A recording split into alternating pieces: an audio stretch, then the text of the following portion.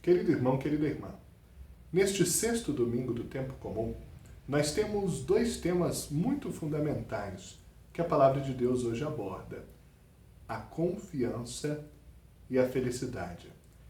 Quem de nós não deseja um lugar seguro onde possa depositar a sua confiança? E quem de nós não quer ser feliz? Assim como na semana passada nós tínhamos um diálogo interessantíssimo entre a primeira leitura e o Evangelho, um profeta e o próprio Cristo, hoje, de novo, na semana passada, Isaías e o evangelista Lucas. Hoje segue o evangelista Lucas, o evangelista do ano, mas a primeira leitura é do profeta Jeremias. E ele fala sobre a confiança. Jeremias diz que é maldito o homem que confia no homem. Qual é o significado de uma afirmação tão séria? De modo algum, Jeremias quer nos colocar numa atitude de constante desconfiança das pessoas, muito menos nos quer dar o pensamento de que ninguém é digno da nossa confiança. Ao contrário, muitos de nós estão cercados de pessoas ótimas, confiáveis, inclusive, eu mesmo estou. O que o profeta quer dizer é daquela confiança última, daquela confiança mais profunda, que tem a ver com os nossos objetivos mais profundos de vida.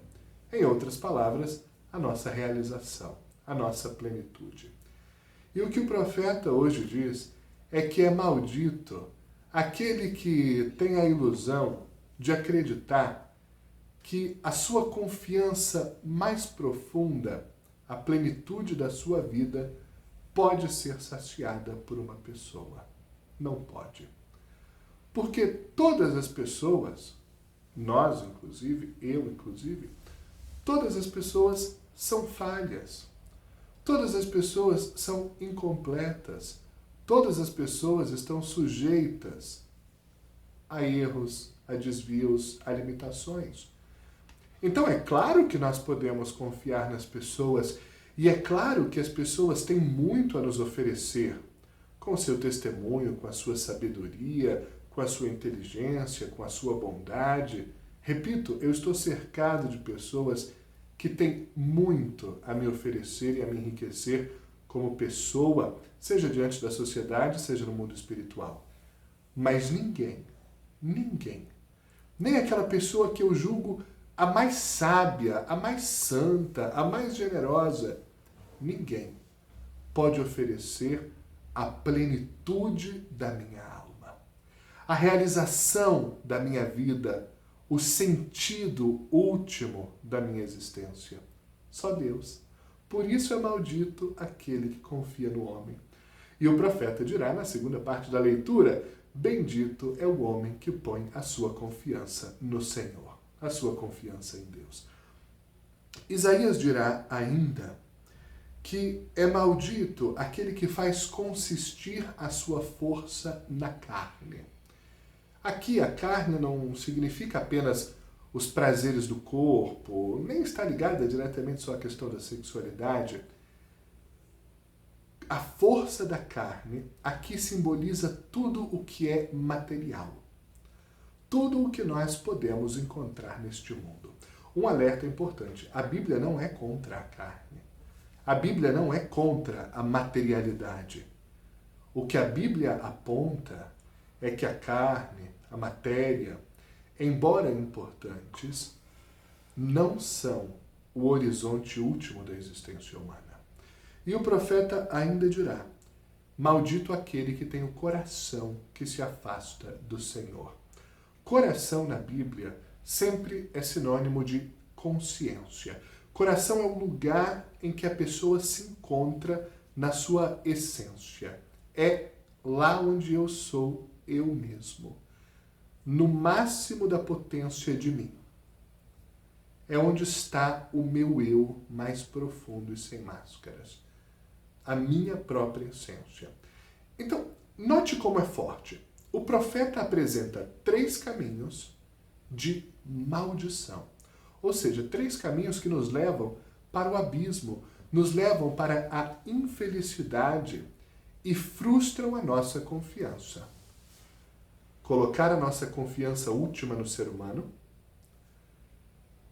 colocar a nossa confiança na matéria, no que este mundo oferece, e afastar a nossa essência mais profunda do nosso Criador, Deus, que é o próprio amor. Deus e o amor são a mesma coisa. Essas três estradas não levam o ser humano à felicidade e colocam a nossa consciência e a nossa confiança em grave risco, em grave fragilidade. Do mesmo modo, o contrário desses três caminhos nos leva a um bom espaço de confiança, nos levam à felicidade, ou seja, confiar no Senhor. Confiar que as forças que efetivamente são capazes de sustentar a nossa pessoa, a nossa história, o nosso ser mesmo, não são as forças da matéria, mas são as forças espirituais. E, finalmente, aproximar o nosso coração de Deus. Quanto mais perto de Deus, mais perto da luz, mais perto da sabedoria, mais perto da nossa raiz, porque nós nascemos do coração de Deus. No Evangelho hoje, nós temos o Sermão da Montanha na versão do evangelista Lucas, que é um pouco diferente daquela mais conhecida do capítulo 5 de Mateus.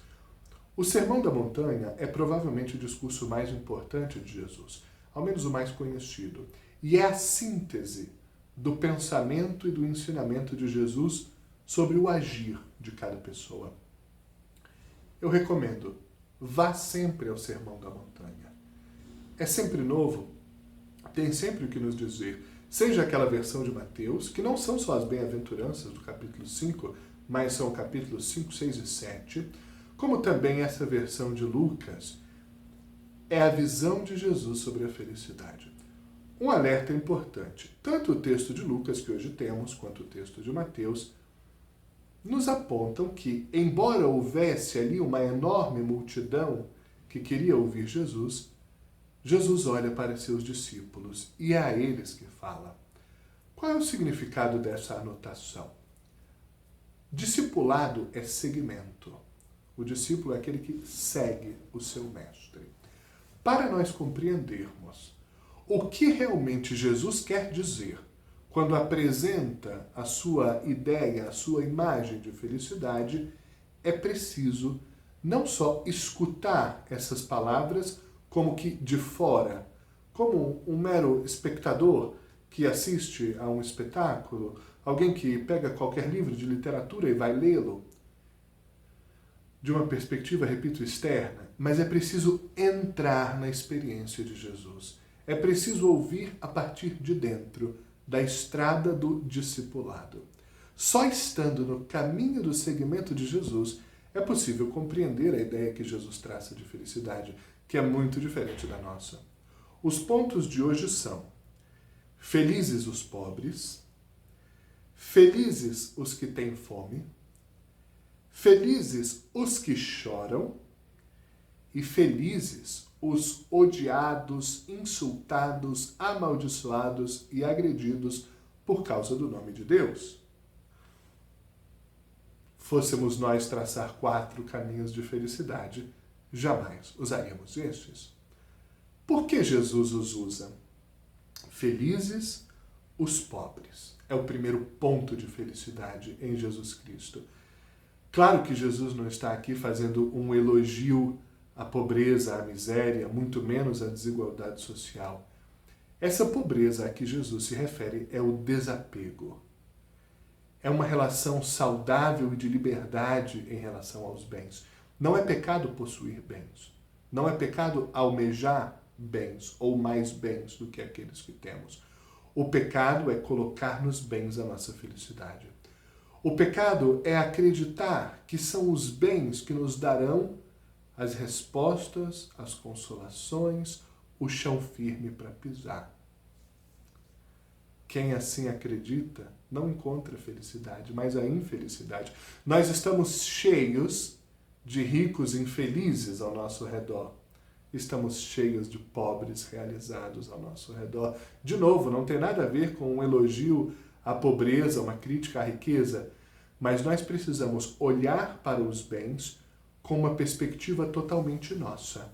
Os bens são presente de Deus para a nossa administração e os bens devem servir à nossa felicidade e ao serviço e o amor concreto ao próximo e à comunidade. Uma nova relação com os bens. Uma relação de desapego, de liberdade. Sentir-se pobre porque não possuidor de nada, tudo pertence a Deus e ao próximo. Essa pobreza leva à felicidade. Felizes os que têm fome. Obviamente, Jesus não está falando dos tantos irmãos e irmãs que padecem de fome em nossa sociedade. Ao contrário, Jesus critica os que permitem que a fome continue a acontecer. É um fenômeno absolutamente condenável e abominável. Jesus aqui fala da fome de justiça. Aqueles que têm avidez, que estão famintos de um mundo justo e fraterno e se lançam na construção de uma nova realidade. Essa é uma estrada de felicidade. Felizes os que choram. O sofrimento não é opcional na experiência humana. Todos nós choramos, todos nós sentimos dor, todos nós sofremos. Desde o primeiro momento da vida até a sua conclusão, a dor faz parte da nossa história. O que Jesus está dizendo é: quem tem Deus, lembre-se da primeira leitura, quem põe o coração perto de Deus, quem não põe a sua confiança só no que é material, sabe que mesmo no sofrimento é possível cantar, é possível sorrir. Mesmo chorando, é possível ser feliz para aquele que põe a sua confiança no Senhor. Quantas histórias de conversão nós conhecemos que aconteceram num leito de hospital? Quanta gente que descobriu Deus na enfermidade? Quanta gente se transformou completamente diante de uma doença grave? O que Jesus está dizendo é: chorar, felizmente ou infelizmente, vai te acontecer. Mas se a tua vida estiver enraizada neste Deus que é amor, que dá um significado a cada realidade, mesmo as mais dolorosas, a tua felicidade está garantida. É possível, repito, sorrir até na dor, até no pranto. E, finalmente, felizes aqueles que são odiados por causa de Deus. Desde que o cristianismo surgiu há 20 séculos, os cristãos são perseguidos e sempre o serão. Nosso fundador foi morto. 11 dos 12 primeiros cristãos foram mortos e tantas cristãos e cristãs foram mortos nesses 20 séculos. O cristianismo incomoda. Incomoda porque apresenta ao mundo a verdade do amor de Deus e a necessidade da transformação da pessoa. Enquanto estivermos no mundo, num país livre como o nosso ou nos países em que o cristianismo é até proibido por lei, não importa, em qualquer lugar, o cristianismo provoca a rejeição por parte dos que não aceitam o amor, não aceitam a justiça. Jesus está dizendo: se você é capaz de fazer uma escolha profunda por Deus, uma escolha que transforma a sua vida, preenche de significado a sua história, e você é rejeitado por essa escolha, em vez de experimentar a tristeza pela rejeição, você vai experimentar a felicidade de uma escolha bem feita. Que esta palavra de hoje, tão forte, tão profunda, nos faça reordenar o nosso olhar e o nosso coração, para que Deus seja a única rocha efetivamente firme sobre a qual nós edificamos a nossa vida. Porque Deus é o amor, o seu amor nos transforma e o seu amor nos leva também a transformar pelo amor, com o amor e para o amor os ambientes em que nós estamos. Bom domingo e boa semana.